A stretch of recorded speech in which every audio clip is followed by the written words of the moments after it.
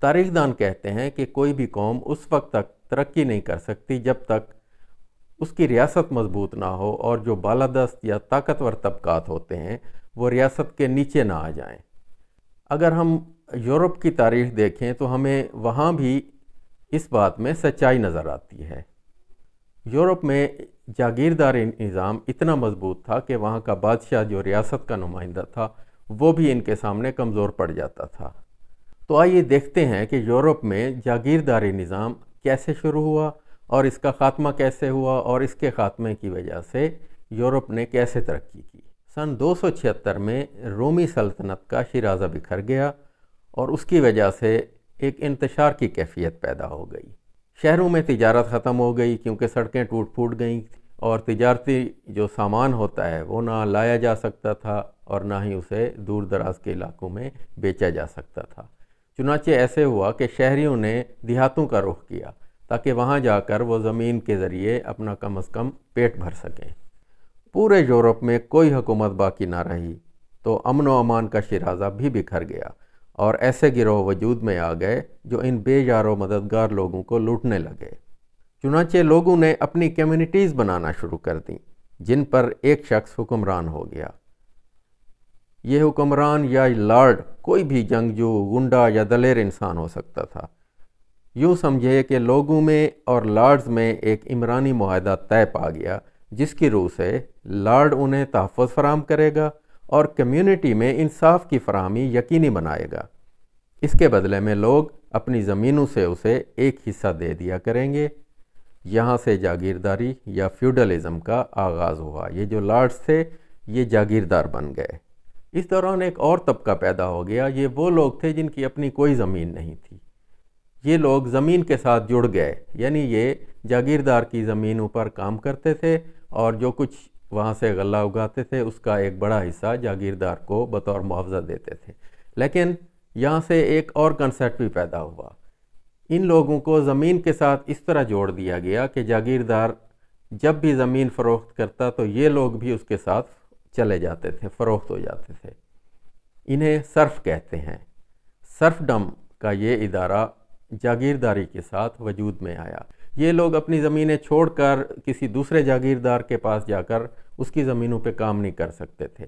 اگر کوئی ایسا کرتا تو اسے دوسرا جاگیردار واپس پہلے جاگیردار کے پاس بھیج دیتا تھا۔ یہ یوں سمجھیں کہ ایک مزدور اور ایک غلام کی درمیانی صورتحال تھی۔ اس دوران یورپ کے مختلف حصوں میں حکمران بھی موجود تھے، لیکن ان حکمرانوں کا انحصار لارڈز پر ہوتا تھا۔ لارڈز عوام سے ٹیکس وصول کر کے بادشاہ کو دیتے تھے اور جب جنگ کا وقت آتا تو یہی لارڈ اپنی افواج لے کر حکمران کے پاس پہنچ جاتے تھے۔ اس کے بدلے حکمران ان کی زمینوں کے معاملات پر کوئی مداخلت نہیں کرتے تھے۔ اس لحاظ سے بادشاہ مطلق العنان نہیں ہوتا تھا۔ اگر آپ نے شطرنج کا کھیل کھیلا ہے یا دیکھا ہے تو آپ کو معلوم ہوگا کہ بادشاہ سب سے کمزور ہوتا ہے۔ اس کی جو حفاظت کرتے ہیں وہ وزیر ہے، وہ کیسل یا قلعہ ہے یا ہاتھی ہے یا گھوڑا ہے، تو یہ بادشاہ کی نسبت زیادہ طاقتور ہوتے ہیں۔ تو یہ شطرنج کا کھیل اس دور کے بادشاہ کی عکاسی کرتا ہے۔ اس نظام کو پختہ ہونے میں کئی صدیاں لگ گئیں۔ وقت کے ساتھ ساتھ جاگیرداروں میں بھی درجات بنتے گئے۔ میں یہاں صرف برطانیہ کی مثال دوں گا۔ برطانوی نظام میں ان جاگیرداروں کے وقت کے ساتھ ساتھ 5 رینکس بن گئے۔ ان میں ڈیوک، مارکوس، ارل، وائکاؤنٹ اور بیرن شامل تھے۔ شروع میں جاگیرداروں کو ارل کا ٹائٹل دیا جاتا تھا۔ جب 1066 میں نارمنز نے انگلینڈ فتح کیا تو ولیم دی کانکرر نے بیرن کا رینک یا ٹائٹل شروع کر دیا۔ ارل اور بیرن مختلف علاقوں میں بادشاہ کے نمائندے ہوا کرتے تھے۔ وقت کے ساتھ ساتھ بیرن کا رینک ارل سے نیچے ہو گیا۔ یہ لوگ بادشاہ کے مشیر ہوا کرتے تھے۔ بعد میں ان سب کا مجموعہ ہاؤس آف لارڈز کی شکل میں سامنے آیا۔ 1337 میں انگلینڈ میں ڈیوک کا ٹائٹل متعارف ہوا۔ شروع میں ڈیوک کا ٹائٹل صرف شاہی خاندان کے لیے مخصوص تھا، لیکن وقت کے ساتھ ساتھ دیگر افراد کو بھی یہ خطاب ملنا شروع ہو گیا۔ یہ سب سے بڑا ٹائٹل تھا۔ آج برطانیہ میں صرف 24 افراد کو ڈیوک کا خطاب ملا ہوا ہے۔ اسی طرح مارکوئس کا خطاب 1385 میں رچرڈ II نے متعارف کرایا۔ یہ خطاب ڈیوک سے نیچے اور باقیوں سے اوپر تھا۔ کئی ارلز اسے اپنی توہین سمجھتے تھے کہ یہ رینک ان سے اوپر کیوں ہے، لیکن اس رینک کو بلند اس لیے رکھا گیا تھا کیونکہ مارکوئس کا علاقہ سرحدوں پر واقع ہوا کرتا تھا، اس لیے ان کی اہمیت بھی بہت زیادہ تھی۔ وائیکاؤنٹ جاگیرداروں کا ایک اور درجہ ہے جس کا مطلب ہے وائس کاؤنٹ۔ یہ خطاب 1440 میں روم سے انگلینڈ آیا۔ یہ بیرن سے اوپر والا خطاب ہوا کرتا تھا۔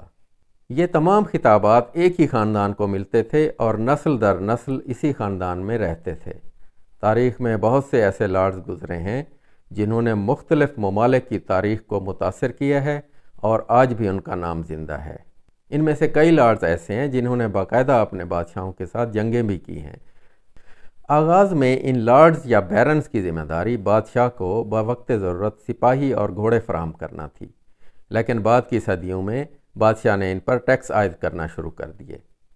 چونکہ اشرافیہ کے اس طبقے پر بادشاہ کا کنٹرول بہت محدود ہوتا تھا، اس لیے کئی بار بادشاہ اور لارڈز کے درمیان جنگیں بھی ہو جایا کرتی تھیں۔ ایسی ہی ایک جنگ کے بعد تاریخ کا مشہور ترین معاہدہ میگنا کارٹا وجود میں آیا۔ یہ معاہدہ بھی لارڈز نے بغاوت کر کے کرایا تھا، جس کی وجہ سے بادشاہ کی طاقت میں مزید کمی واقع ہو گئی اور بیرنز پر مشتمل پارلیمنٹ کو زیادہ اختیارات مل گئے۔ اس معاہدے کے بعد بھی یہ لڑائیاں جاری رہیں۔ ان لڑائیوں میں پارلیمنٹ کو اس وقت حتمی فتح حاصل ہوئی جب صنعتی انقلاب کی وجہ سے تاجر طبقہ بھی پارلیمنٹ کا حصہ بنا۔ جاگیرداری کے نظام نے چرچ کو بھی اپنی لپیٹ میں لے لیا اور ایک وقت ایسا آیا جب یورپ کا سب سے بڑا جاگیردار طبقہ چرچ بن گیا۔ اس کے ایک ہاتھ میں مذہب کی تلوار تھی اور دوسرے ہاتھ میں دولت کے انبار، اس لیے تمام بادشاہ ان سے ڈرتے تھے۔ 13ویں اور 14ویں صدی کے درمیان جاگیرداری نظام زوال کا شکار ہو گیا۔ اس زوال کی بہت سی وجوہات تھیں۔ پہلی وجہ صلیبی جنگیں تھیں جن کا آغاز بڑے بڑے لارڈز نے کیا۔ انہوں نے صلیبی جنگوں کے لیے اپنی جیبوں سے اخراجات کیے اور اپنے سپاہیوں کو بھی اس میں جھونک دیا۔ جب یہ لارڈز جنگوں سے واپس آتے تھے تو ان کی مالی حالت اور فوجی قوت اس قدر کمزور ہو چکی ہوتی تھی کہ وہ اپنی زمینیں کسانوں میں بیچنا شروع کر دیتے تھے۔ اس کی وجہ سے سرفڈم کا ادارہ کمزور پڑتا گیا۔ انہی جنگوں میں یورپ نے مشرق سے گن پاؤڈر کا استعمال سیکھا، جس کی وجہ سے جاگیرداروں کے قلعوں کی مضبوطی ختم ہو گئی اور انہیں جھکانا بادشاہ کے لیے آسان ہو گیا۔ 14ویں صدی میں یورپ میں بلیک ڈیتھ کی وبا پھیل گئی۔ یہ تاریخ کی سب سے خوفناک وبا تھی۔ کہا جاتا ہے کہ اس کی وجہ سے یورپ کی 30 سے 40% آبادی موت کے گھاٹ اتر گئی۔ بعض تاریخ دان تو اس شرح کو یورپ کی 60% آبادی قرار دیتے ہیں۔ بلیک ڈیتھ کی وجہ سے جاگیرداروں کی زمینوں پر کام کرنے والے لوگوں کی شدید کمی ہو گئی، چنانچہ صرف طبقے پر ان کا کنٹرول ختم ہو گیا۔ کسانوں نے بغاوتیں شروع کر دیں، جن سے گھبرا کر جاگیرداروں کو ان کے حقوق دینے پڑے اور انہیں بجائے زمین سے بندہ رہنے کے ایک آزاد مزدور کی طرح تنخواہوں پر رکھ لیا گیا۔ اس دوران شہروں میں تجارت بھی پھیل رہی تھی، اس لیے بڑی تعداد میں سرفس نے شہروں کا رخ کر لیا، جہاں انہیں جاگیرداری نظام کی نسبت زیادہ حقوق حاصل تھے۔ 1337 سے 1453 کے درمیان برطانیہ اور فرانس کے درمیان 100 ایئرز وار شروع ہوئی، جس کی وجہ سے نئی ملٹری ٹیکنالوجی نے جنم لیا۔ جاگیرداروں کی طاقت نائٹس ہوتے تھے، جن کی دلیری اور اختیارات کی وجہ سے کسان ان سے خوفزدہ رہتے تھے۔ نئے جنگی ہتھیاروں کی وجہ سے ان نائٹس کی دلیری کی اہمیت باقی نہ رہی، جس کی وجہ سے جاگیرداری نظام کمزور اور کسان طاقتور ہوتے گئے۔ رومی سلطنت کے زوال کے بعد اگلی 10 صدیوں تک بادشاہ جنگوں کے لیے جاگیرداروں کے دستے نگر رہے تھے، لیکن اب مختلف حکمرانوں نے اپنی باقاعدہ افواج بنانا شروع کر دیں، جس کی وجہ سے ان کا جاگیرداروں پر انحصار ختم ہوتا گیا۔ یوں جاگیرداروں کی سیاسی قوت بھی زوال پذیر ہو گئی۔ یہ سیاسی قوت تاجر طبقے کو حاصل ہوتی گئی۔ یوں جاگیرداری کی جگہ سرمایہ دارانہ نظام نے لینا شروع کر دی۔ 14ویں صدی میں یورپ میں کسانوں کی بہت سی بغاوتیں ہوئیں۔ ان بغاوتوں سے جاگیردار طبقہ گھبرا گیا اور اسے کسانوں کو زیادہ حقوق دینا پڑے۔ بڑی تعداد میں کسان شہروں اور قصبوں میں جا بسے، جہاں وہ ملازمت بھی کر سکتے تھے اور فوج میں بھی بھرتی ہو سکتے تھے۔ تو یہ تھی یورپ کے جاگیردارانہ نظام کی کہانی۔